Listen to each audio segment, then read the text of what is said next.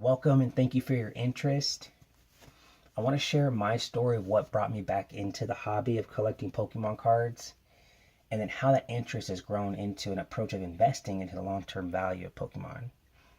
So I'm going to be showcasing cards that are graded and ungraded from my personal collection, just as something to observe and appreciate while I unpack my experiences from 2018 of how I got back into the hobby, what I was doing, what I was learning, and also my approach for 2019 and why this channel was created. So all of my cards are from the WotC era, which is Wizard of the Coast, and including first edition Shadowless cards. You're also going to see cards that I purchased last year, because I did start to purchase cards in 2018 when I got back into the hobby. So you'll see some of my purchases from Evolutions, and it'll just kind of start to show up while we get things going. So everything started for me back in June of last year. Right now it's February at the recording of this video. And I learned that Pokemon Let's Go was coming out. So that sparked a really huge interest in me, because I've been a collector of Pokemon cards since 1999 when base set came out. I was in middle school. But what happened for me is I stopped collecting and purchasing cards probably a little over 12 years ago, maybe like about 10 to 13 years ago. I started my career in banking and finance, and started to create an economic identity for myself.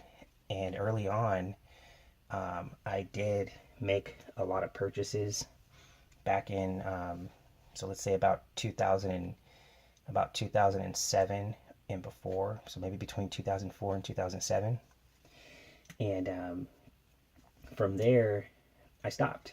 I started really focusing on my career, growing my family. I'm, now married for coming up on 10 years, and we have 2 children as a fruit of our marriage. Our son is 5 and our daughter is 2. And just things kind of take priority at some point. Not to say that they just do, that things go in phases. So I put down my collection and just picked up other things like we all do. So everybody has their story of how that happens for them. That's how it happened for me. But I always kept my collection around.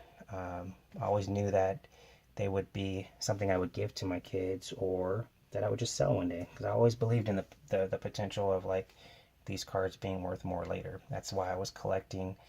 I wasn't collecting for value back in the day, but I was collecting and preserving my cards because I believe that they would be valuable one day, just like everybody did in middle school. All right, so the Nintendo Switch really, and the Pokemon Let's Go really got me back in the series. And I started to watch videos on Pokemon Let's Go, just in my excitement of trying to understand what to expect. And those videos led to other categories of Pokemon and YouTube channels, including pack openings. And it wouldn't take long for me to discover the Evolution set.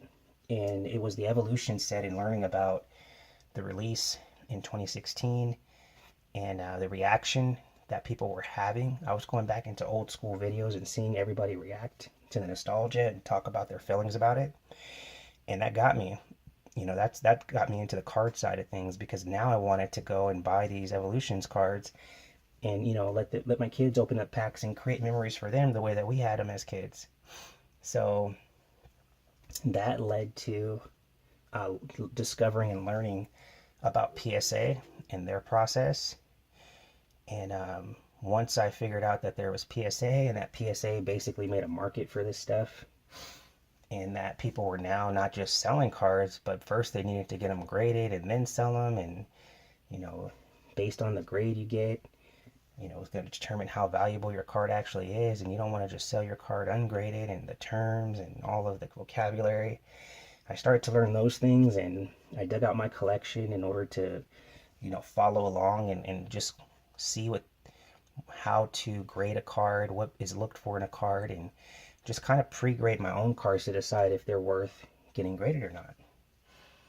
So I watched more and more videos, and I started to really believe that my cards could be something. I was hearing things like, hey, if you have first edition cards, they're all worth getting graded. You can lock in the value, and more importantly, you can just, encapsulate your card and steal the value for the future. And even if you don't sell it, you'll have that value locked into the card for the long term. And that was very intriguing and interesting for me. So I just continued on researching, decided that I would go with a third party based on a recommendation from a channel that I was watching. They recommended Ludkin's Collectible, and instead of getting into it on my own, I can use their third-party service, and I did. I ended up following through with Ludkin's. I was not disappointed in their service at all. To this day, if I decide to grade more cards in the future, they are who I will use, and there's a lot of reasons for it. I'll probably make a video on it one day soon. But in a nutshell, you can trust their ethics, their quality work, their service, and they have a relationship with PSA that gets priority over just regular submissions. So all that added value is why I grade with them. So I would end up doing two submissions with them. The first submission was all of the first edition cards that I thought would be worthy of getting graded. And the second submission were just part purchases that I made while the first submission, during the first month of my submission. I kind of was making purchases and then deciding to get some of those purchases graded, along with other cards that were not first edition, but that were cards that I believed were, as I was understanding more of the sets, cards that I believed could get good grades. Just wanted to kind of round out my submissions and get some more cards back and decide what to do with them when I got them back. So the purchases that I made while I was waiting were some of the Evolutions purchases, and some of them I'm going to showcase here because I think it's really important as you guys remember your experiences that you had, and I, just recap my story and my experiences. We can resonate on some of those experiences together. So whether you're thinking about getting your collection graded, or you're coming back into the hobby for the first time, or you've already been through everything I've talked about up until this point, and you're just resonating and enjoying the collection. And as I speak, wherever you stand today, I want to share from my experiences, and maybe we can connect on a few of those points.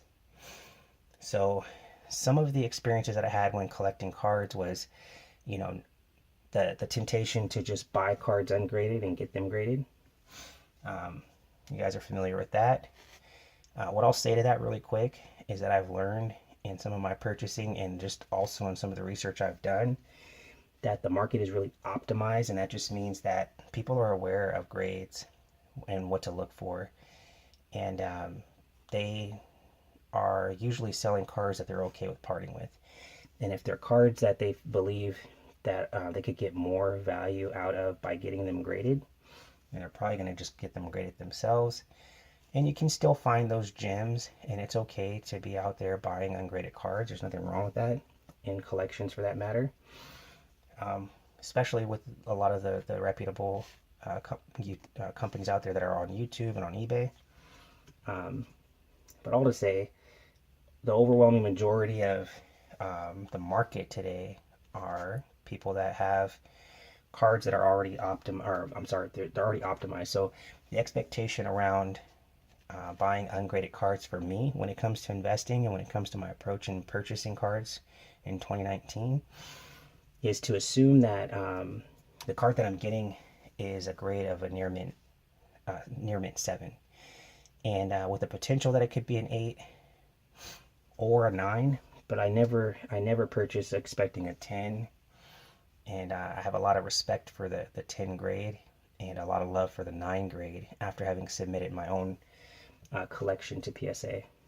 And what I mean by that, respecting the 9 and the 10, is that when I submitted all my grades, or all my cards to be graded, what I got back taught me what I had, number one, and getting back those cards and getting those grades and understanding what was sitting in these binders, for over 10 years, that really did a lot for my understanding of my experience and my growth. And then when I got that second submission back with the cards that I purchased and some of the other cards that I thought were worthy to be graded, again, that stuff added to my learning. So I want to unpack all of that so we can all just connect on those things. And I do want to show you specific examples of what I'm talking about. So once I get through these last little cards here that I wanted to show, I'm going to kind of give you some of those examples. For now, just enjoy some of the artwork.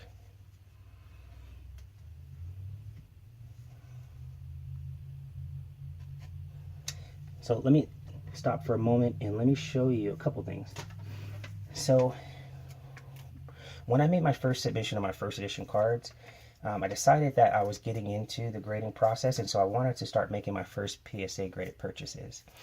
So I've mentioned this on my very first introduction video, but my favorite card and my favorite Pokemon is Dragonair. And so my first purchase with my first PSA purchase was a PSA 9 first edition Shadowless Dragonair. And to me, my first purchase needed to be special. You know, I was doing a lot of research and I decided, I said, you know what, I wanted a 10, you know, but I definitely didn't want to come out of pocket for the cost of a 10. And so I was okay with getting a 9 in terms of like buying a 9, you know, and I always felt like one day I could probably just decide to pull a bigger trigger on getting a 10 if I wanted to, but to kind of start out, there was a lot of hesitation and just jumping all in that way. So I got the 9. And that is kind of the rest of these purchases. These were kind of in the same price range. And I just was trying to get a little more comfortable with what I was doing. Didn't yet have a way of justifying what I was doing. I was just basically putting more money into my collection instead of getting my collection graded. So these are the first PSA graded cards that I purchased on my own while I waited for my submission. Well, then I got my submission back, and when I got my submission back, it validated a lot for me. One of the things that it would validate is the fact that I was able to have gem mint copies of cards that were in my binder. A binder that I've had since the 8th grade, binder that's been holding these cards. You know, one day I'll show that. I'm going to show that binder in a video. I'm going to show like the humble beginnings of where these cards came from. And these cards will be back. You know, Charizard and Blastoise, they're going to be back in more videos, just so you guys can be excited. Especially people that are considering getting their cards graded and who maybe haven't got their cards graded. I want to show you guys, you know, just where these cards came from, and then the fact that they can still get the Gem Mint 10. And so when these cards came back, and I understood that it was possible to have held these cards for well over 10, 15 years and to get them back in perfect condition, that did it for me. You know, that obviously increased the value of my collection significantly, but also on top of that, it cemented, you know, gave me a lot of breathing room, because now I'm in a position of I can invest in this and I can get a return out of it. That's where the idea of investing started to come into play. So let's look at another situation. I have two other examples. The next card I'm going to show you is a first edition Blaine's Charizard. It came back a near mint 7. So the example I want to give you with this was a purchase that I made, and at the time my mindset was that this card could get a 10 grade. So I expected a 9 or a 10, and I know I'm not the only one that does this, and that's why I want to bring it up. It's a really good point, a really good example. But when I made this purchase, I bought this card one-on-one, and I said, this card can get a 9, this card could get a 10. It's the first edition, it's the Fighting Energy version. You know, this, I could flip this card if I wanted to, or I could keep it for my collection because I don't actually have this card. That's all I thought. All right, so I get back to 7. So what did I learn? Well, I told you, I learned that you should probably only ever expect the 7 when you're making your ungraded purchases. So now that, you know, it wasn't this one purchase that led to my decision, my deciding this rule of thumb. It's really just a collective experience from people that are out there talking about the market. But this is an example of having that play out in my own purchases. I came into this purchase thinking that it was going to be a 9 or a 10.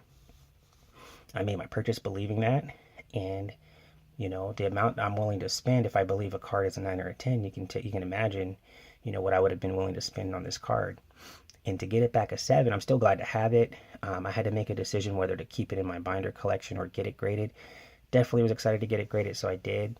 And when I got the 7, I was okay with the 7 at that point because I'd already done all the research and had the understanding. No, and actually I take that back. I wasn't okay with the 7. I really did want this to be a 9 or a 10.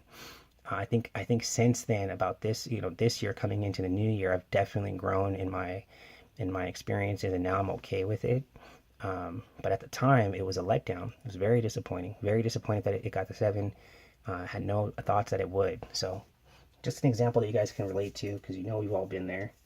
That's an example of being disappointed in a purchase, and why we should move forward. Valuing ungraded cards at about a 7. If you want to get generous, you can maybe give it a value of an 8, or if it's a reputable business, then maybe consider it an 8 or a 9. But almost in no situation should we consider it a 10 unless you're making the purchase outright. If you get the 10, it's definitely a nice surprise. So on that note, let's show some of my cards that came back in the second submission. So this is a card that has been with me for 10 years or so. Another example of a 10 just coming right out of a folder. So be excited for that, guys. Like this is where the excitement came in. This is where, it was like the real life Gem Mint 10. All the exciting videos I watched. This is those kind of experiences playing themselves out. And so I get really excited for these 10s. But I want to share with you guys that you should, like, the 10 it should be rare. It's so rare that these cards were preserved as a 10. And that is exciting, and it adds a lot of value to my collection. But I got back a lot of 9s, and I think those are rare too. And when you're looking at all these 9s, especially when you're grading your own cards, I mean, there's no card in here that I got a 9, and I said, man, I really wish that would have got a 10. It should have got a 10. Let me look at it. And I say that because these cards have been in my collection for 10 plus years. So when I get this 9 back in a grade, all I'm thinking is, man, this card got a 9. It's so old. It's 20 years old, and it's been in my collection for 10 years. It got a 9. That's awesome. And so it's that kind of organic experience that has led to me having a lot of respect for the 9 grade. There was the initial reaction of, oh, I'm going to sell all my 9s, and I'm just going to buy a couple 10s that I want. But as I let it settle in, I disagree. I think having the 9s are fine. I'm not going to be chasing 10s. I'm not going to be putting so much money into Pokemon, investing in just 10s, unless it's something that is strategic and worth it. First edition base set Shadowless Charizard.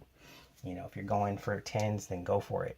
But not just having everything in a 10. I'm not collecting sets in a 10, and I don't disagree or with anyone who does. But for me, this is starting a collection and then having an approach going into the future. And that approach is, I'm not collecting sets.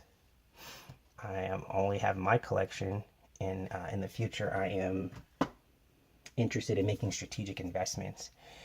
And that has nothing to do with just buying random sets. The set stuff, that's going to be in binders. That's going to be stuff that I've showcased. That's going to be other stuff that I want to do. Do I intend on having a personal collection of PSA graded set cards? No. And if I change my mind and I decide, you know what, I want all my Team Rocket cards to be, collected in PSA grades. If I do that, I'm not going to do it in all 10s. And if I could do it in all 10s, would I? I really don't know. I really don't know. I don't think it's necessary. I have the actual binder collection. My collection isn't for having the status of a 10 and preserving that 10 so I could sell it later. Like when I'm buying PSA graded cards, all these sentimental cards are definitely like what they are. They're sentimental. They're things that are in my collection, things that I'm willing to part with. in order to invest into the future of my collection and of my investments. But I don't think I'm really interested in, personally, for my approach, having to have every set card in a 10. You know, and if that changes, of course, I'll give you guys those updates over time.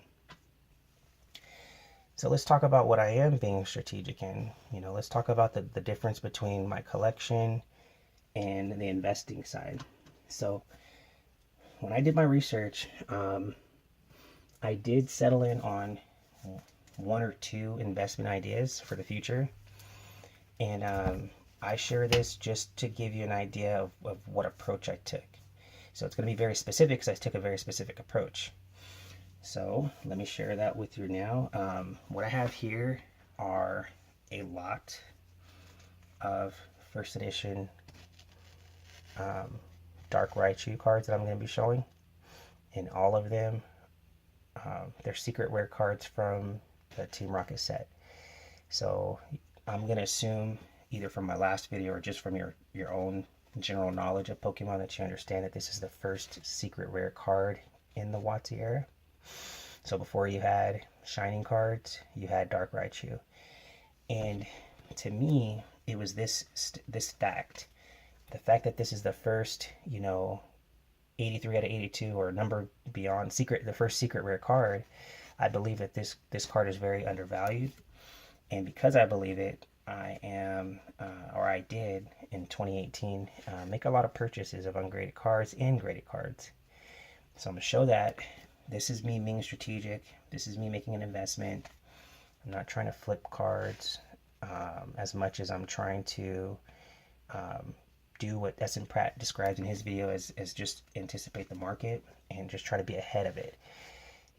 If I believe that these cards are going to be worth more than they are today, and let's imagine that I bought a bunch of ungraded cards, and let's just pretend I move forward with grading all of them, or I just continue to buy the graded versions of them. Either approach is fine, but the day that this card becomes more valuable and everyone pulls their cards off of eBay and decides to get them graded because now they're worth getting graded, I would be a person that's already in position, that already has many copies of this card graded and ready to sell to whoever, if that is what I wanted to do. And that is what I want to do. I don't need 20 first edition Dark Raichu cards. And so it would be a very strategic move for me to sell some of my collection in the future if I decided that's what I want to do. That's the investing side of it. So when we're talking about investing and you're talking about being strategic, this is what I'm doing to be strategic and to invest. Everything else that you've seen so far is part of my collection. This is a purchase. I have an 8 copy of this card. I purchased a 9 copy of this card. And I purchased a 10 of this card. And so, just to give you an example, when I bought this 10, I paid $300 for it. And I was willing to, as an investment. On the 9, I paid $55 for it as an investment. And on the 8, I believe I paid like $17, maybe $20 as an investment. And here's my mentality. My mentality is I want to have a lot of examples of 8s, 9s, and 10s. So I have $300 invested in the 10 category. My intention is to make more PSA Graded 9 purchases until I have a value of 300 or more in 9s to kind of round out my portfolio. And then on the 8s, I don't plan on purchasing any more of the 8s, but what I do intend to do is get all of these first edition Dark Raichus graded, and that will increase my 8s and my 9s at that point in time. But I do want to still keep a sizable amount of ungraded versions of these cards, because ungraded cards have a value too, and those values can go up as well. So, that's a specific example of my approach to investing. I'm not saying that you should do the same thing, nor am I saying that you should believe what I believe. What I am saying is, in terms of being strategic about investing, you have to be very clear about your goals of collecting and be able to differentiate your goal of collecting and your goal of investing. So the way I treat PSA graded cards is way different than how I treat my own collecting. My own collecting are in the binder that I've shared. Everything that's in that binder is not going to be sold. It'll probably never be sold, and that's the point. The point is, unless I change my binder and I take cards out and put other cards in, that is how it's going to be. That is my collection.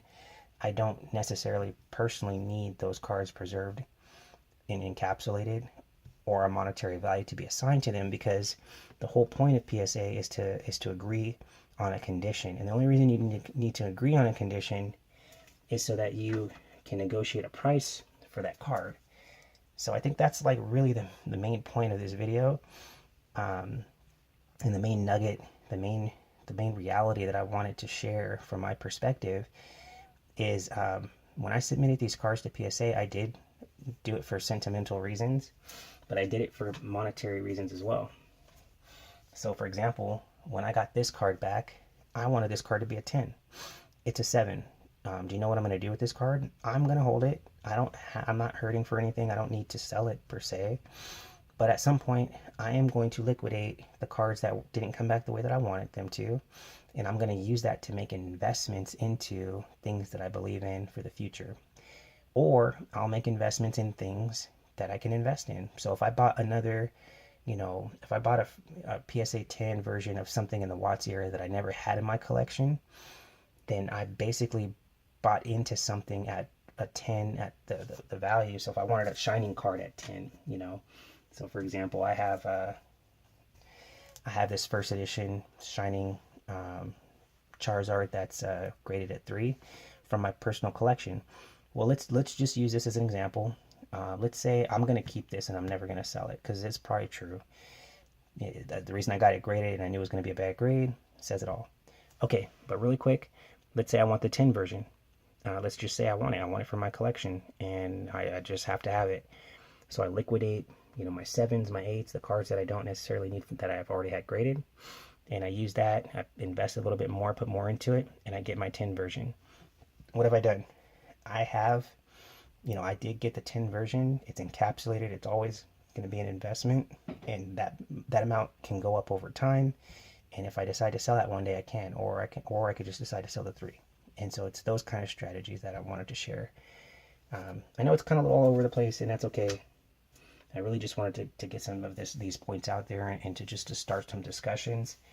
So before I let you go, you guys should know that G2G Investment stands for Greed to Generosity. So if you feel like you're standing on the side of greed, then go ahead and subscribe to the channel. And if you want more content, it's coming. But if my approach or my story or my ideas about investing or my approach to investing for myself for 2019, if any of these things resonate with you, please leave a like.